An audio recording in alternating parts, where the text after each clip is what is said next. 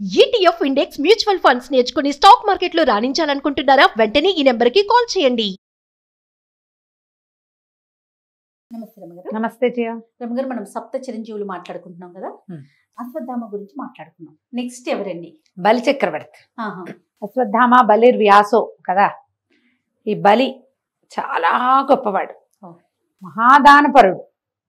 ఎలాంటి దానపరుడు అంటే భగవంతుడికే దానం చేయగలిగిన వాడు. భగవంతుడికి దానం చేయటం అనే ఒక అత్యద్భుతమైన క్రియ కోసం ప్రాణాల మీద ఆశ వదిలేసుకున్నాడు ఆయన. భగవంతుడికి దానం చేయటం అంటే అసలు ఇక ఇంకేం లేదు, అంతే కదా. అర్థమైనా కూడా ఆ దానం చేసే దాంట్లో నుంచి బయటికి రాల. బలి జన్మతః రాక్షసుడు. ప్రహ్లాదుడు ఎవరు? హిరణ్యకశిపుని కుమారుడు, మహాహరిభక్తుడు. అసలు వైష్ణవోత్తములు, భాగవతోత్తములు, భక్తులు అనగానే ప్రహ్లాద నారద పరాశర పుండరీక చెప్తారు. ఆ భక్తుల లైన్లో మొట్టమొదటి వాడు ప్రహ్లాదుడు.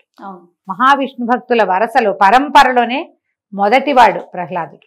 ఆయన కుమారుడు విరోచనుడు. విరోచనుడి కుమారుడు బలి. అంటే ప్రహ్లాదుడికి సాక్షాత్తు సొంత మనవడు. కానీ సహజంగా రాక్షస గుణం. ముత్తాతకున్నట్టుగా హిరణ్యకశిపుడికున్నట్టుగా విష్ణుద్వేషం ఉన్నవాడు కాదు, భక్తుడే. ప్రహ్లాదుడంత తీవ్ర భక్తి లేదే ఉన్నట్టుగా చూపించకపోయినా భగవంతుని పట్ల భక్తి, నిదానము, వినయము ఉన్నవాడే. కానీ ఈయనకి త్రిలోకాలని జయించాలన్న కోరిక. ముల్లోక సామ్రాజ్యం కావాలి, భూలోకంలో ఉన్నారు, స్వర్గాధిపత్యం కావాలి. ఆ కోరికతోటి ఈయన ఎన్నో యాగాలు చేశాడు. స్వర్గం మీద దండెత్తి వెళ్ళాడు కూడా. ఒకసారి ఓడిపోయాడు. రెండోసారి శుక్రాచార్యుడిని తనకి గురువుగా పెట్టుకుని విశ్వజిద్ది అనే ఒక యాగం, అద్భుతమైన యాగం చేసి స్వర్గాధిపత్యాన్ని సంపాదించాడు. స్వర్గాన్ని గెలిచాడు. స్వర్గానికి దేవేంద్రుణ్ణి తరిమి కొట్టేశాడు. ఈ దేవతలందరూ చెట్టుకొకరు పుట్టకొకరు అయిపోయారు. అలాగని బలి దుర్మార్గుడు, యజ్ఞయాగాదులు ఆపేవాడు కాదు, స్వయంగా యజ్ఞాలు చేసేవాడు అతను. లోకాధిపత్యం కావాలి, త్రిలోకాధిపత్యం, స్వర్గం జయించేసుకున్నాడు అంతే. ఇంకా దేవతల్ని చెలకట్టనివ్వల. ఇక వాళ్ళకి లభించవలసినవన్నీ తనే పుచ్చుకున్నాడు. అవి మామూలుగా యజ్ఞం చేస్తే యజ్ఞంలో నుంచి వెళ్ళే హవిస్ అంతా కూడా దేవతలకు కదా చెందేది. అవునండి. అలాంటివి కాకుండా చేసుకునేవాడు. తను యజ్ఞం చేసి దేవతలకి బలం వచ్చేలాగా చేసినా వాళ్ళు తన అదుపులో ఉండేలాగా చేశాడు. అయితే చెట్టుకొకరు పుట్టకొకరు అయిపోయారు దేవతలు. అయిపోతే ఈ దేవతల తల్లైన అదితి పరమ దుఃఖంలో మునిగిపోయింది. నా కుమారులంతా ఇట్లా చెట్టుకొకరు పుట్టకొకరు అయిపోయారు, ఈ దుఃఖాన్ని భరించలేకుండా ఉన్నాను నేను. భర్త కశ్యప ప్రజాపతి దగ్గర దుఃఖపడింది. బలిని నిర్జించేవాడు కావాలి నాకు. ఈ బలి మళ్ళీ ఎవరో కాదు కదా, కశ్యపుడికి ఇంకొక భార్య వల్ల కలిగిన సంతానం తాలూకు అదే వంశంలో పుట్టినవాడే. కానీ అతడి వల్ల వీళ్ళందరూ ఇదైపోయారు, దేవతలంతా చెట్టుకొకరు పుట్టకొకరు అయిపోయారని చాలా దుఃఖించింది ఆవిడ. అప్పుడు ఆయన ఏం చేశాడట, కశ్యప ప్రజాపతి బలిని నిర్జించే కుమారుడు కావాలని పయోభక్షణ వ్రతం అని ఒక వ్రతం ఉపదేశించట.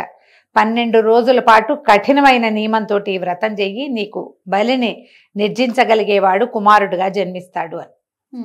ఎవరు బలిని నిర్జించగలిగిన వాళ్ళు? రాక్షసాంతకుడు ఎవడు? హరి. ఆయన అదితి గర్భ సంజాతుడుగా జన్మించాడు. అదితికి కుమారుడుగా పుట్టాడు.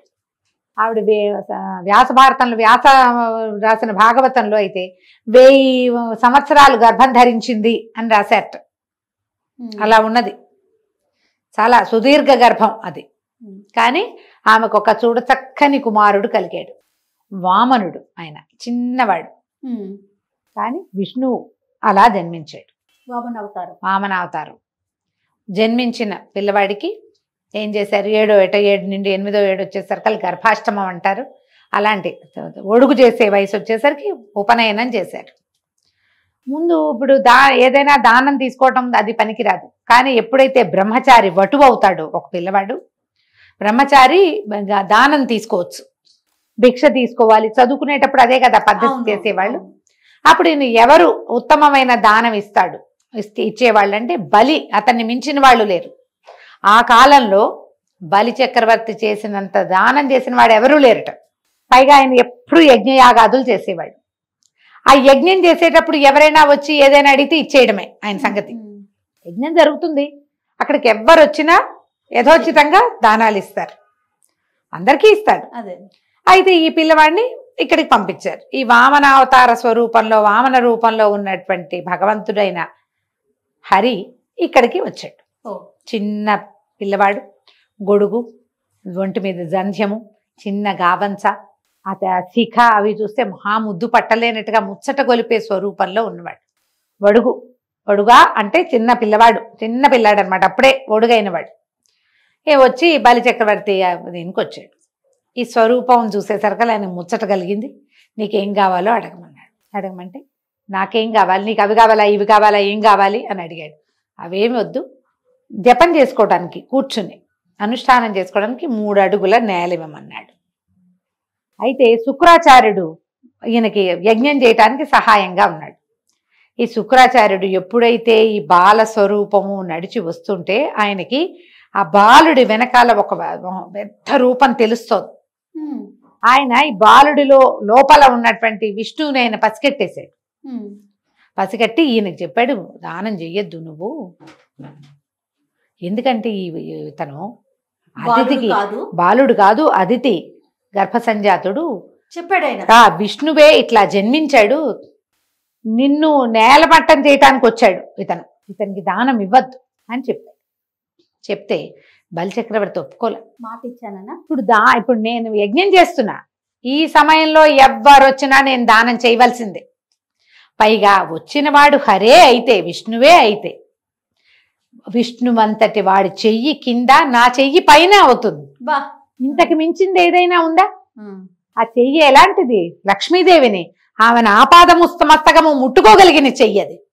ఆయన చెయ్యి విష్ణుమూర్తి అంటే ఏమిటైనా లక్ష్మికి భర్త, సామాన్యుడు కాదు కదా, ప్రపంచ నిర్మాణ శక్తి, ప్రపంచాన్ని నడిపేవాడు. అది పక్కకు పెడితే ఏ సంపద కోసం, ఏ ఐశ్వర్యం కోసం, ఏ అభ్యున్నతి కోసం ప్రాణులు తహతహలాడుతాయో ఆ అభ్యున్నతికి స్వరూపమైన లక్ష్మీదేవిని ఆమెను తల ముట్టుకోగలడు, ఆమె శరీరాన్ని ముట్టుకోగలడు, ఆమెని ధరించగలిగిన వాడు, సర్వహక్కులు ఉన్నవాడు, ఆమెని హృదయంలో భరించగలిగిన వాడు. అలాంటి చేయి కింద నా చెయ్యి మీదవటం కంటే ఇంకేమైనా కావాలా? నాకు ఏం అక్కర్లేదు. శరీరం ఇప్పుడు నేను జన్మించాను, ఎప్పుడైనా పోతా, రేపొద్దున ఏనాడైనా ఇది మరణం తథ్యం. నాకు ఇప్పుడే కాకపోవచ్చు, ఇప్పుడైనా పోయేదానికి. ఇప్పుడు పోతే ఏమైంది, దానం చేశాక పోయినా పర్వాలా, విష్ణువుకి దానం చేయటం కంటే నాకు ఇంకేం అక్కర్లేదు అన్నాడు. అంటే దానం చేస్తాను వింధ్యావళి ఆయన భార్య పేరు, నీళ్ళు పోయమన్నాడు. అది ఎట్లా? చేతిలో ధార, భార్య నీరు పోస్తే ఈ ధారని ఆ వడుగు చేతిలోకి వదలాలన్నమాట. ఈ శుక్రాచార్యుడు పట్టలేకపోయాడు ఆక్రోశం. ఆయన ఏం చేశాడు, ఈ పాత్ర ఉంది కదా నీళ్లు వంచే జలపాత్ర, అదేమిటి ఒక పక్కన ఇట్లా హ్యాండిల్ ఉండి రెండో పక్కన ఇట్లా కొమ్ము ఉంటుంది, ఈ పక్కన లేవదీస్తే రెండో పక్క నుంచి నీరు బయటకు వస్తుంది, అందులోకి అడ్డం వెళ్ళిపోయాడు. వదలనివల నీళ్లు పట్టల్లా. అయితే ఈ పిల్లవాడు బ్రహ్మచారి ఉన్నాడు కదా మన వాడు వామనుడు, ఆయన అన్నాడు ఏదో అడ్డం పడిందని దర్భని తీసి ఇట్లా పొడిచాడు ఆ కంతలోకి. ఏదో అడ్డం పడింది, ఏం చేస్తాం, ఏదైనా పుల్లబెట్టి పొడమమా? దర్భ పొడిచేసరికి శుక్రాచార్యుడి కనుక గుచ్చుకుందని. ఆయన ఉన్నాడు కదా లోపల, కంటిని అదువుకుంటూ బయటకు వచ్చేసాడు. ఇంకేం చేయలేకపోయాడు, జలం పడింది. ఈయన చేతుల్లోంచి వటువు చేతిలోకి వెళ్ళిపోయింది. 3 అడుగుల నేల. తీసుకో, నీకు ఎక్కడ కావాలంటే అక్కడ ఆ నేలని అనగానే ఇక ఈయన ఏం చేశాడు, ఇంకా పెరగటం మొదలుపెట్టాడు. ఇంతున్నవాడు పెరిగి పెరిగి పెరిగి పెరిగి ఇంతయి వటుడింతయి అని చెప్తారు పద్యం. పోతన గారి పద్యం సూపర్, అసలు మామూలు పద్యం కాదు అది. ఎట్లా పెరిగాడంటే ఆకాశము పైకి వెళ్ళిపోయింది ఆయన కాలు. ఒక కాలు నేల మీద పెట్టాడు, భూమంతా ఆక్రమించేసింది. కిందో పాదం ఉందా, రెండో కాలు ఎత్తి పైకి పెట్టాడు. ఈ రెండో కాలు, ఈ కాలు పైకి సాగుతూ ఉంటేనట సూర్యబింబం మొదట కింద ఉంది, క్రమంగా క్రమంగా క్రమంగా క్రమంగా అయ్యి అది ఎట్లా అయిందంటే ఈ కాలు పై దాకా వెళ్ళిపోయేది, కిందకు వచ్చేసింది, బ్రహ్మాండం చేసేసింది. కింద పైన 2 కాళ్ళతోటి కింద పైన త్రివిక్రమావతారం అంటారు దాన్ని. త్రివిక్రముడు నేల మీద ఒక కాలు, రెండో కాలు ఇట్లా పైకి లేవదీసి పైకి, 2 కాళ్ళు పైనోటి కిందోటి. ఇప్పుడు 3వ అడుగు ఎక్కడిస్తావు? 1 అడుగుతో భూమంతా కొలిచేశాడు అయ్యా, 2వ అడుగుతో ఆకాశం అంతా కొలిచాడు. మూడో అడుగు తెలిసిపోయింది బలికి. ఆయనకు ముందే అర్థమైంది, ఇప్పుడు పూర్తిగా ప్రిపేర్ అయ్యాడు. ఆయన దగ్గర కూర్చున్నాడు, ఇక్కడ పెట్టు, నా నెత్తి తల తీసుకోమన్నాడు. ఏం చేశాడు, ఇప్పుడు మూడో కాలు ఎత్తి మూడోసారి ఈ 2 కాళ్ళు ఉపశమించి పాదం ఎత్తి బలి చక్రవర్తి నెత్తి మీద పెట్టాడు. కొలుచుకోవాలి కదా మూడో అడుగు. ఈ పాదం ఎప్పుడైతే విష్ణు పాదం బలి తల మీదకి చేరిందో బలి అలాగే కిందకి వెళ్ళిపోయాడు పాతాళంలోకి. ఎలాంటి పాదం అది? భూమి ఆకాశాలు ఏకమొత్తంగా కొలవగలిగిన పాదం నెత్తి మీద పడితే ఏమైనా ఉందా?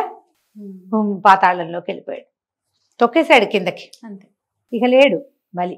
వింధ్యావళి పరమ దుఃఖంతో బాధపడింది. ప్రహ్లాదుడు పరిగెత్తుకొచ్చాడు. అయితే ఈయన ఏమన్నాడు, పాతాళంలో ఉన్నాడు బలి, నువ్వు అతనితోటి ఉండొచ్చని వింధ్యావళిని పంపించాడు, భార్యని.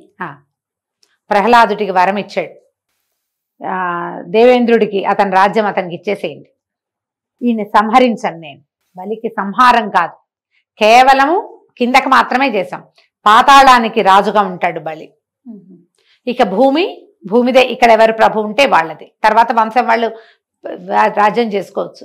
ఈ స్వర్గాధిపత్యం స్వర్గాధిపతి అయిన దేవేంద్రుడికి వెళ్ళిపోతుంది, చిరంజీవిగా ఉంటాడు. బలి ఎప్పటికీ జీవించే ఉంటాడు. ఇక త్రిలోకాధిపత్యం లేదు, పాతాళానికి మాత్రమే అధిపతి. సంవత్సరానికి 2 సార్లు భూమి మీదకి అతను రావచ్చు. భూలోక సంచారానికి 2 సార్లు వస్తాడు. బలి పాడ్యమి నాడు వస్తాడట ఒకటి. రెండోది ఎప్పుడు వస్తాడు, సంక్రమణం మర్నాడు. ఉత్తరాయణం వచ్చిన మరుసటి రోజున బలి భూలోక విహారానికి రావచ్చు. ఒక్కసారే వస్తాడని కొన్ని కథల్లో చెప్తారు. అది కూడా ఉత్తరాయణం మర్నాడు, కనుమనాడు. మనం అందుకే కదా రథం ముగ్గులేసుకుంటాము. అవునండి. ఒక ఇంటి రథాన్ని 2వ ఇంటికి కలుపుతాము. ఆ రోజుని మినువులు వండుతారు, చాలా చేస్తాం మనం కనుమనాడు. బలి చక్రవర్తికి ఆహ్వానం పలుకుతాం, బలి వస్తాడని. పాడ్యమి నాడు కూడా కొన్ని చోట్ల కొన్ని ప్రాంతాల్లో బలి చక్రవర్తికి ఆహ్వానం పలుకుతారు. ఆ పాడ్యమి నాడే త్రివిక్రమావతారం జరిగిందన్న మాట కూడా కొన్ని చోట్ల కనపడుతుంది. ఇట్లా భగవంతుడికే దానం ఇచ్చినటువంటి బలి చిరంజీవిత్వాన్ని పొందాడు. కానీ ఎంత బాగుంది రమ్మగారు, సప్త చిరంజీవులు నిజంగా ఏ కథ వినలేదే అని అనిపిస్తా ఉంది నాకు మాత్రం. ఏ కథ ఎవరి గొప్పతనం వాళ్ళదే. అయితే ఈ బలి చక్రవర్తి కథని చెప్పినా విన్నా భగవంతుడి పట్ల ద్వేషంతో ప్రవర్తించిన పాపం పోతుంది. అప్పుడప్పుడు దేవుడు లేడు అంటాం మనం.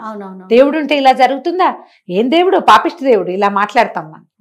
దేవుడి పట్ల ఒక్క అపచార వాక్యం పలికినా అది పాపం కింద పరిణమిస్తుంది.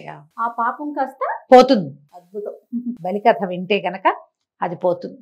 తర్వాత ఆయన కుమారులు వీళ్ళు అంతా రాజ్యం చేశారు. కానీ ఈ వామనావతారంలో ఉన్నటువంటి భగవంతుడు ఇతన్ని తొక్కేశాక ఆయన తపస్సుకు వెళ్ళిపోయాడని తర్వాత అవతారం చాలించేసినట్టుగా చెప్తారు. వామనావతారం కేవలం బలి నిగ్రహణానికి మాత్రమే, అంతే. ఇతన్ని లొంగదీయటానికి ఇంకో దారి లేదు. అదే, ఇతన్ని ఆ రకంగా చేయగలిగిన వాడు ఎవరూ లేరు, అక్కడ లేరు ఇంకెవరు.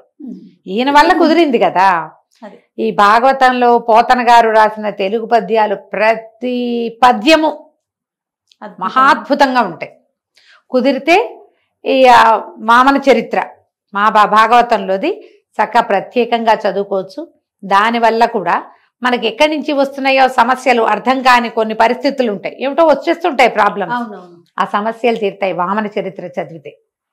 అవకాశం ఉన్న వాళ్ళు అది కూడా చదువుకోవచ్చు. తప్పకుండా. నమస్తే. నమస్తే.